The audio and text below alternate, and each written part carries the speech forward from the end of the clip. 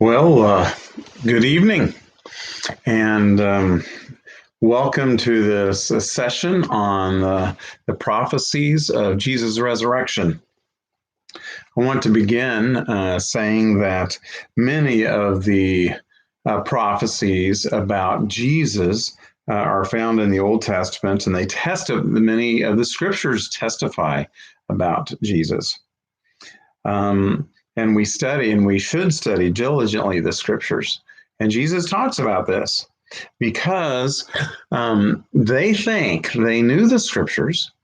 He was telling the Pharisees, Sadducees, John chapter 5, that they think because they knew the scriptures and had studied them that they had eternal life. But these scriptures are the very ones that testify about him. He says they give testimony to his work and his teaching, and they are in abundance. The religious leaders at the time, did not believe Jesus. Just to clarify a couple things. I'm in my office. I'm in the opposite end of my office. You see a few things. I hope the sooner parking doesn't offend anyone. If it does, well, maybe you'll rethink that. At any rate, we're here to look at some scriptures about the prophecies of resurrection.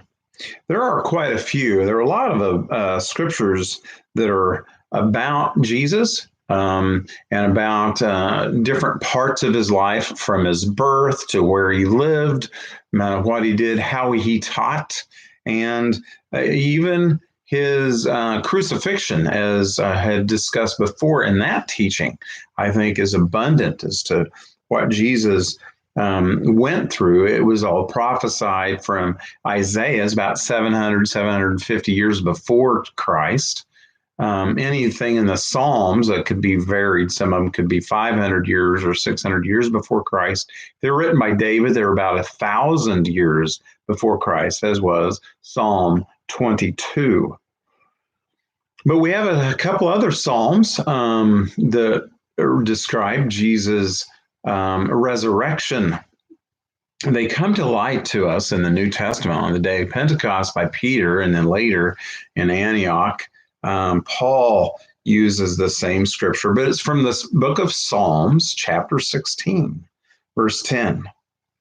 Peter mentions this, like I said, on the day of Pentecost, telling people, hey, this is to remind you guys that Jesus was not going to rot in a grave. The Psalm says, and I'm going to read this, at least part of it. Because you will not abandon to me to the grave, nor will you let your Holy One see decay. You have made known to me the path of life, and you will fill me with joy in your presence, with eternal pleasures at your right hand. This was speaking about Jesus. Peter used that as an interpretation, and so did Paul. And I think then it's fair to say that we can as well. Jesus' body did not see decay, and that's kind of shrouded idea that he would resurrect. It is implied, I believe, in Psalm 22. It's not mentioned in the New Testament anywhere. We don't find it in other places, but I think it's found in Psalm 22, that another psalm that David wrote and talked about his crucifixion toward the end of it. But in verses 19, 20, and 21, it says, but you, Lord, do not be far off, my strength. Oh, my strength, come quickly to help.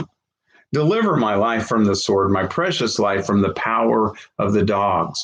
Now, I know, and we know, that he didn't get delivered immediately. I think it's implied that he does later. It says, rescue me, verse 21, from the mouth of the lions. Save me from the horns of the wild oxen. And at the end of the chapter, David says, for he has done it. My righteousness has come through him. And I think it's telling us and implying that Jesus would raise from the grave, or this person that died on the cross or that died the way he did in Psalm 22 would also raise up in Psalm 22, even though it doesn't explicitly say that. And I recognize this. Some people may not like this as a scripture for it.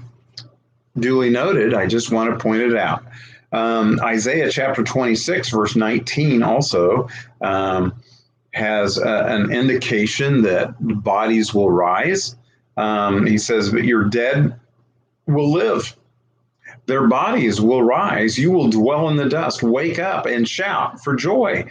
Your dew is like the dew of the morning. The earth will give birth to her dead.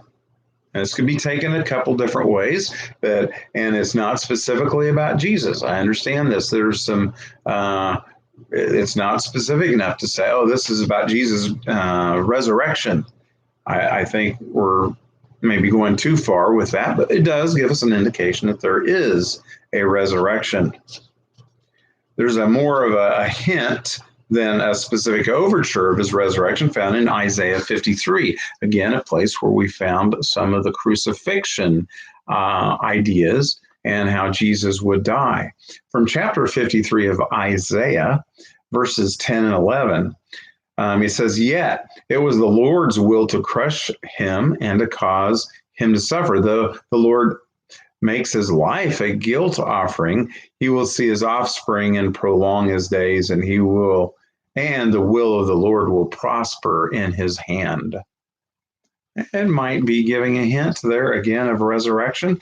Verse 11, he goes on to say, after the suffering of his soul, he will see the light of life and be satisfied. He will see the result of his suffering in his soul to be satisfied by maybe knowledge, or his righteous servant will justify many and he will bear their iniquities.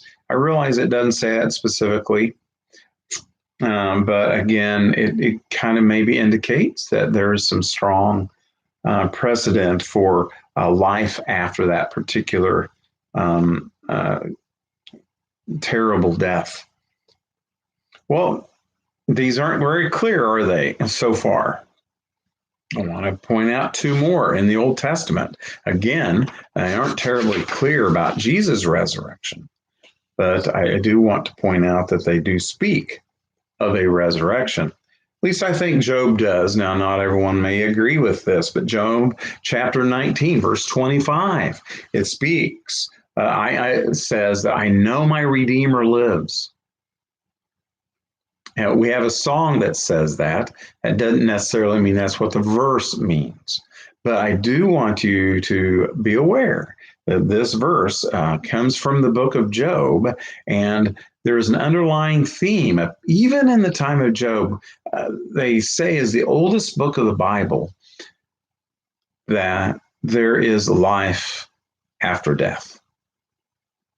And Job talks about that. He dreams of this and hopes for it. In fact, he wishes he would just die now so he could get to that part, because the life that he was in the midst of, that difficult time in those months, weeks, or a year or so. Well, I don't know how long it lasted for Job, but it was terrible. He'd lost his children, he lost all his wealth, he'd lost his health, and his wife was telling him to curse God and die, but he did not. And he hoped in this Redeemer. He hoped in a better life. Daniel speaks of a very specific resurrection. Well, not a specific resurrection, but he speaks of resurrection specifically. So in the end of the book, it ends in chapter 12 with verse 2. He says, multitudes who sleep in the dust of the earth will awake, some to everlasting life and others to shame and everlasting contempt. Those who are wise will shine like the brightness of the heavens. Those who lead many to righteousness like the stars forever and ever. Again, indicating, hey, there seems to be some sort of life after death. If you remember this little thing teaching about, I remember learning this when I was very young, the difference between the Pharisees and the Sadducees. See, the Pharisees believed in life after death. The Pharisees believed in miracles, and the Pharisees believed in angels. But the Sadducees did not believe in angels, they did not believe in miracles, and they did not believe in life after death. That's why they were sad, you see. Sadducees. But at any rate, Daniel chapter 12, verse 12, and then the very last verse of the book of Daniel speaks of an everlasting idea. As for you, go your way till the end. You will rest, and then at the end of the days, you will rise to receive your allotted inheritance, he says. The very last words of the book of Daniel. You will rise and receive your inheritance, giving the idea that there is a resurrection. Now, none of these specifically say Jesus is going to rise in 3 days, right? And I understand that it's not terribly clear in the Old Testament. I think what is most notably clear in the Old Testament is that Jesus would die, he would suffer, he would be mocked and painfully die, and the suffering servant of God. But we don't have any specific claims of resurrection just as of yet. And I would like to point out a couple other ideas. One, in Ezekiel chapter 37, the valley of dry bones. It's not really speaking of resurrection. It has a different idea going on in that particular chapter, in the first half of the chapter at least. In those 14 verses, these dry bones start rattling and they start getting tendons and flesh, and these old dead soldiers come alive and they become an army for the Lord, so to speak. People can use different spiritual interpretations metaphorically from this particular chapter. And I'm not saying it says that, hey, we're going to resurrect, but it does give an idea that, hey, maybe this can happen. And it kind of rests in the back of the mind of the Jewish readers of that scripture and other readers, not just Jews. And there are two others that I'm just going to highlight. That the fact that maybe Enoch and from Genesis and Genesis 5, and then Elijah, neither one experienced death in this life. And so they just went right on to heaven. Well, why would they go to heaven if everyone's going to die and not resurrect? And so maybe those two people were put into place to give an indication, hey, yeah, everyone pretty much dies. There's just been a couple exceptions. And to my knowledge, those are the only two, for even Jesus experienced death. But these two did not, and they were in heaven and awaiting an idea that maybe everyone else will someday be able to have that opportunity. And I think that's kind of what it rests in.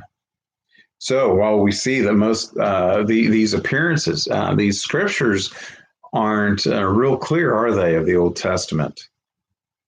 What we find, the prophecy about Jesus' resurrection, is really found in the New Testament. Jesus speaks of it himself several times, multitude of times. I think he overwhelmingly spoke of this topic to his followers so that they would understand that this would happen. They didn't write about it and talk about it because they didn't get it.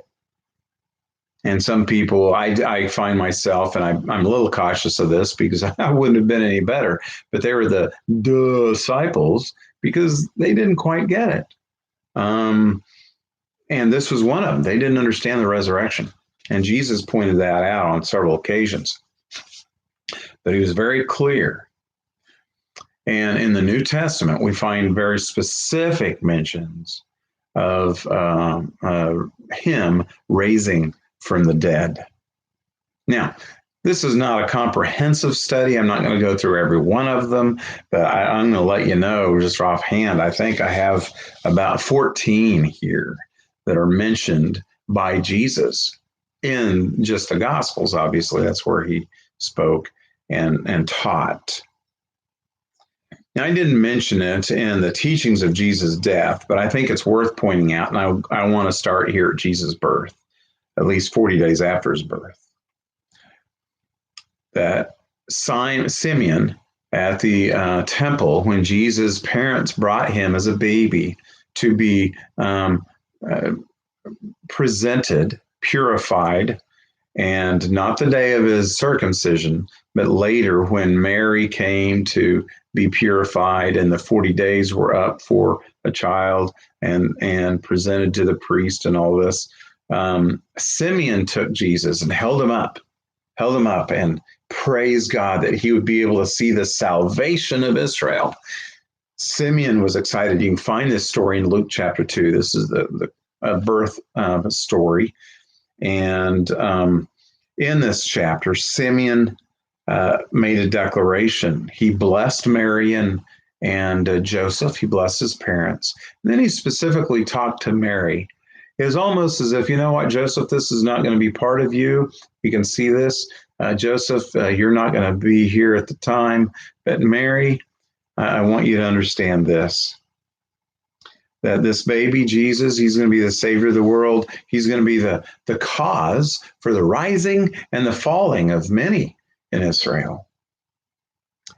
And your heart will also be pierced, Mary. Luke 2:35, if you want to read that, verses 34 and verse 35 of chapter 2 of Luke, her heart would also be pierced. And I think this is just referring to the fact that Jesus' heart was pierced. And so is Mary's. Can you imagine seeing your own child pierced, crucified, slain, and then put to rest horribly and shamefully, publicly? Well, the neat part of this is that is not the end of the story. Jesus taught that he would raise after death. Jesus taught that he was not going to stay in the grave, and that he, as a son of man, would be resurrected. He starts very early in his ministry, and this is the very first one I want to point out. Some of these are more of a hint. Some of them are very specific. And I think this one's specific enough that it's certainly more of a hint. It's an interpretation and an understanding that grew on the people who heard it, and is actually one of the causes for his crucifixion. John chapter 2, verse 19. Jesus is at the temple. These are the very first celebration we find in the beginning of the book of the Gospel of John. And he stands up and says that in 3 days you can, you can tear this temple down, but in 3 days I will take it up. I can rebuild this temple. He was in Jerusalem. This was after the first miracle in Galilee. I just want to point out. So he's traveling quite a bit. So he's in Galilee, turns water into wine, goes to Jerusalem, and then comes back to Galilee. But while in Jerusalem, he claims that he can rebuild this temple. And what he's referring to is his own body. And this became one of the reasons he was crucified. But also, I think one of the ideas that he knew that he was going to be resurrected. He would resurrect. Now, here's another one that is not quite very specific necessarily to his resurrection. He's speaking of ours, of his followers. In chapter 6 of John, verses 40 and 54, he says, "Eat this bread and drink this blood, and I will rise him up at the last day." Jesus will rise them up in the last day? Really? I know a lot of people probably think it that way. How is that going to happen? Well, at any rate, we don't know exactly how all those things happen, but we do know that Jesus taught about resurrection. John chapter 7, so we move forward in John, now chapter 7, verse 34, and he says, "You're going to look for me, but you're not going to be able to find me." He was not playing hide and seek. And Jesus wasn't referring to getting lost anywhere. Jesus was specifically referencing his ability to raise from the grave, and his apostles, maybe during those 40 days of Jesus' time on earth after his resurrection, that they were wondering where he was. And he said, "You can't find me." But John chapter 7. Now we're going to go to Matthew chapter 12. Again, he's kind of hiding his words. There's a few terms that come to mind. I'm not sure they're appropriate, so I'll just refrain. But he says in chapter 12, verse 39 and 40, that this evil generation, you're seeking a miraculous sign, but the only sign going to be given it is the sign of Jonah, who will be, the Son of Man will be in the heart of the earth for 3 days and nights. And he says that again in Matthew chapter 12, verse 39. Matthew 16 is kind of elusive. Verse 4, I want to point out, there's 2 in Matthew 16, but early in that chapter, he says this remark again, and I think it's a different time, but he recognizes this, and it could be the same. Again, I think this particular teaching on the resurrection prophecies is kind of new for me, so bear with me, but I think these are different remarks. And certainly different from Matthew chapter 12, because now it's in chapter 16 of the same book. And he just uses as an elusive mention that this generation is seeking a sign, but the only sign given it will be that of Jonah. And he doesn't say the 3-day remark here. He just reminds people, hey, this is it. That's the 5th. Here's the 6th one that Jesus refers to. Again, now going back to the book of John, chapter 10, and it's very specific. Jesus is referencing the idea that he's going to die, and he has the power and the authority to take it back up. He can give up his life. He did it willingly. Jesus didn't accidentally die. Jesus didn't say, oops, that was an accident, or God think, whoops, that didn't work. We're going to have to figure something out. No, he did it on purpose in order to pay for sin.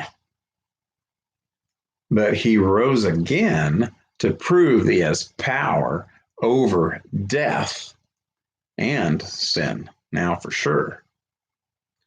And Jesus says in chapter 10, verse 16 of the book of John, chapter 10, or verse 17, 10:17, that he has the authority to give up his life and the authority or power to take it up again.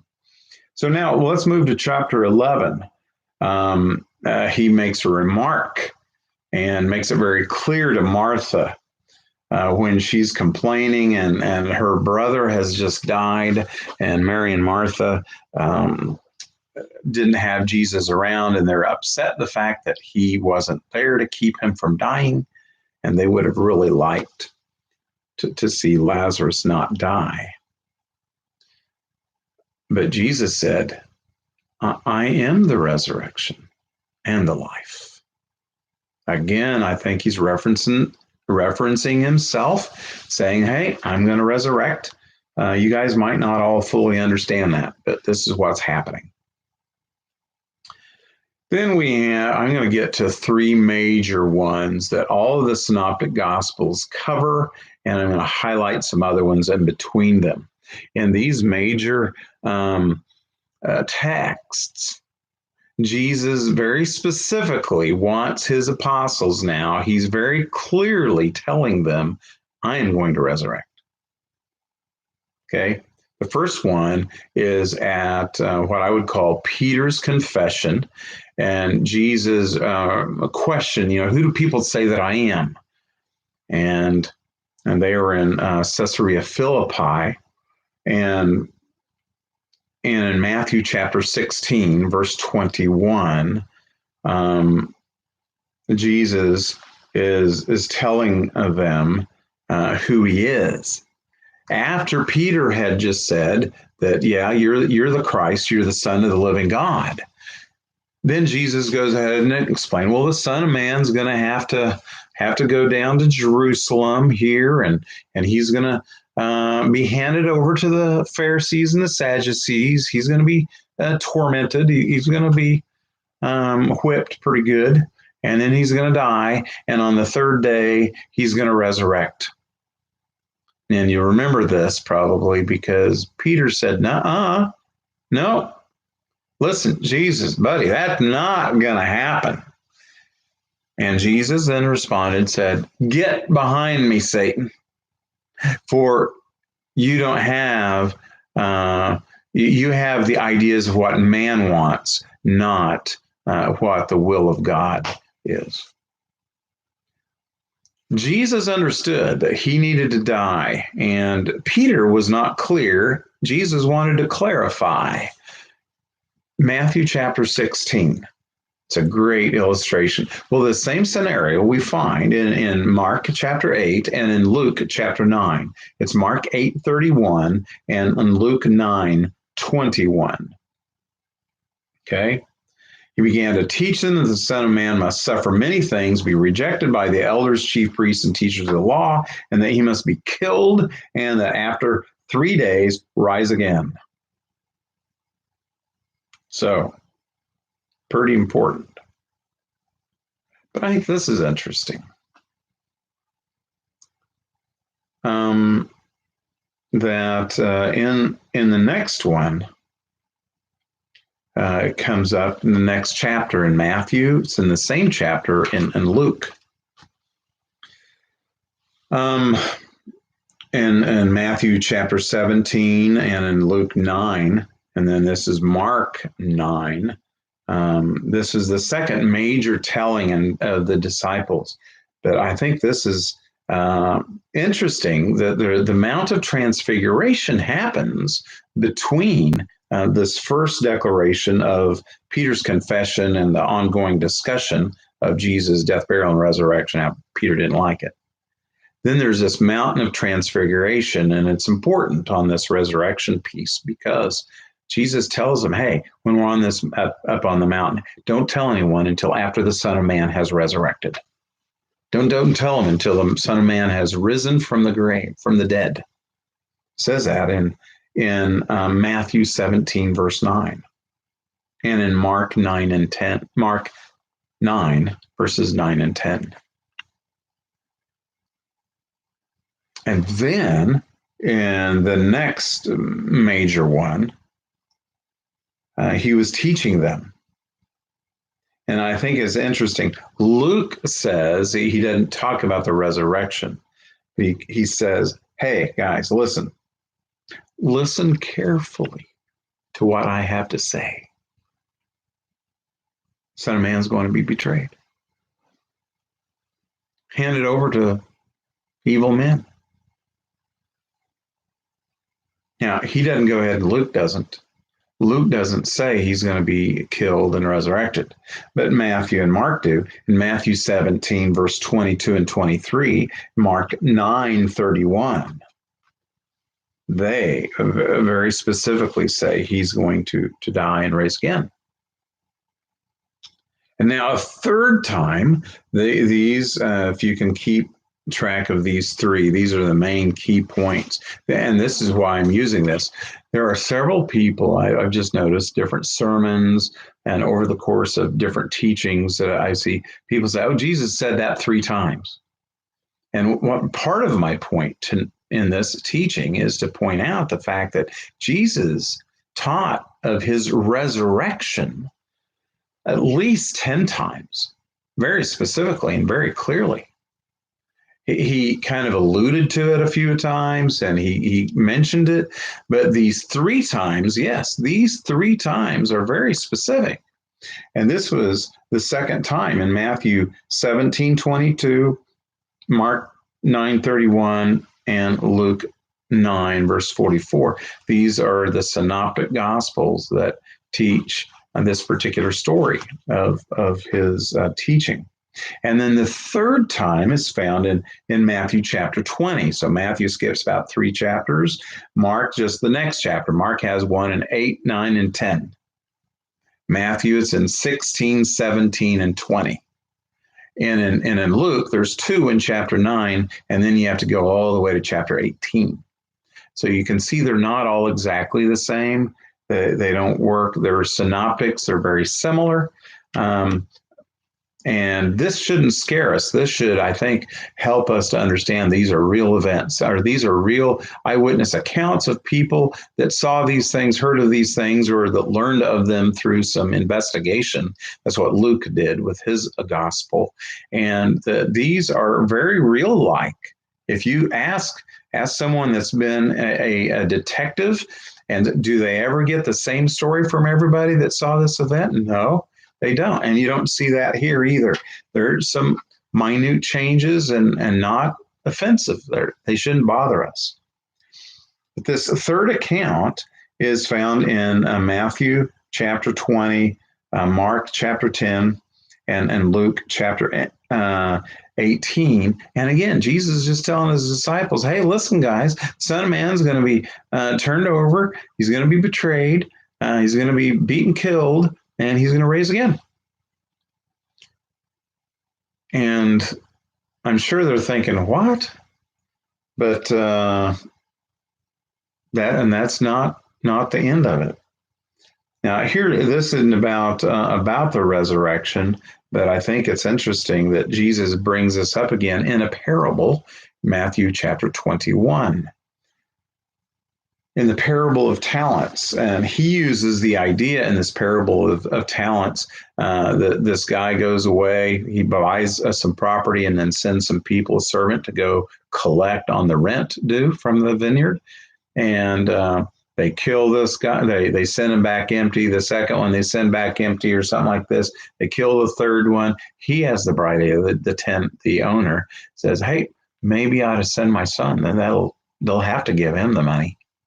And they see the son come in, they're thinking, hey, if we kill the son, we'll get the property.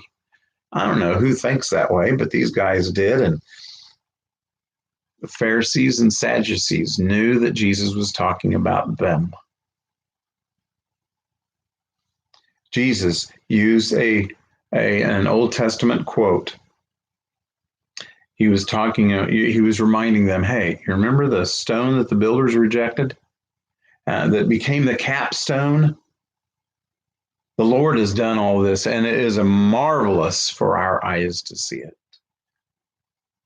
it. Jesus was having them realize that, you may be thinking you're destroying me, but something better is going to happen. The stone you're rejecting, you're trying to bury, you're trying to kill. Hey, it's the top stone. I mean, it's the cap of this arch. It's the keystone of what's really going on. It is the key. I think he had it in mind, resurrection, even though it's not explicitly said again.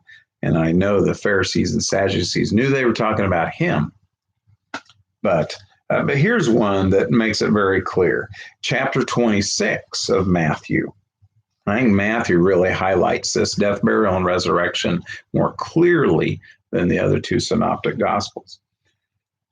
He says in chapter 26, verses 31 and 32, that after I've risen, he just says, hey, by the way, guys, after I've risen, now I'm going to go to Galilee and you're going to meet me there. That was at the Last Supper, and they're thinking, what? I'm not sure they're catching on. They're eating dinner. They're eating the Last Supper with Jesus, and Jesus says, hey, when I've risen, we're going to meet in Galilee. And I'm sure they're just not quite catching on to this. I would like to point out that Jesus mentioned this in chapter 7 of John. You remember? He said that where I go, you can't find me. It's not catching on in John chapter 16, Jesus reminds them of this. Chapter 16, verse 17 of the Gospel of John, at supper again, John illustrates this. He says, I'm going to go to the Father, and you're going to grieve. You won't be able to go to the Father then. You guys are going to grieve. And if you remember that chapter, it ends with, it says, I'm telling you this so that your joy might be complete. hearts. Don't let your hearts be troubled, for I've overcome the world. I've overcome the troubles of this world. And I'm sure they're just kind of lost, like, what in the world are you talking about, Jesus? Well, they grieved. Jesus resurrected. They were pretty excited, but I know they were also a bit confused. It's bewildering, I think, to think that your best friend would be horrifically killed like this. But Jesus kept wanting to give them a little bit of hope. He wanted them to understand that, hey, I know I'm going to rise again. And he said it like, hey, I've got the authority to take it up. I'm going to raise again. Like Jonah, that sign, you remember that sign of Jonah? That's going to happen to me. After I raise, we're going to meet in Galilee. You need to remember these things. And when he did die, and Mary came that third day and found an empty tomb, and in the book of Luke, we find that she found an angel there. And an angel said, well, don't you remember that he told you that you must first be delivered into the hands of sinful men, that he would have to be and be crucified and on the third day be raised again? After the angel said that, then Mary and the other women remembered. Oh, yeah, I remember that. Okay. Jesus knew he was going to rise again. Jesus knew he was going to be crucified. Jesus understood clearly his purpose in life.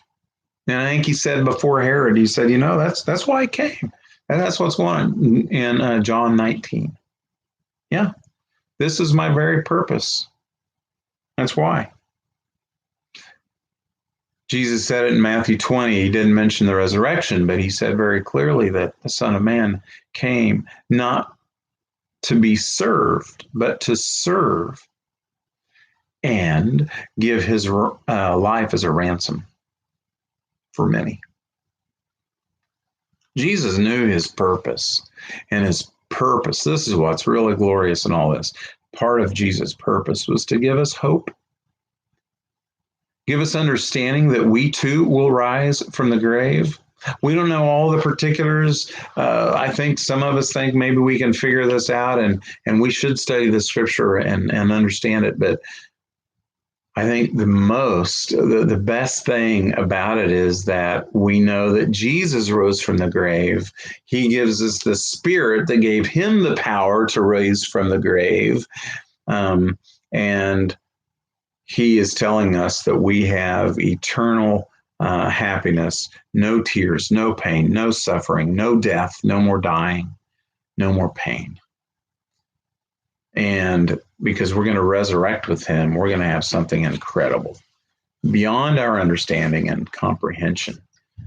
We like to think about it and try and whatnot, and it's a good thing. We should.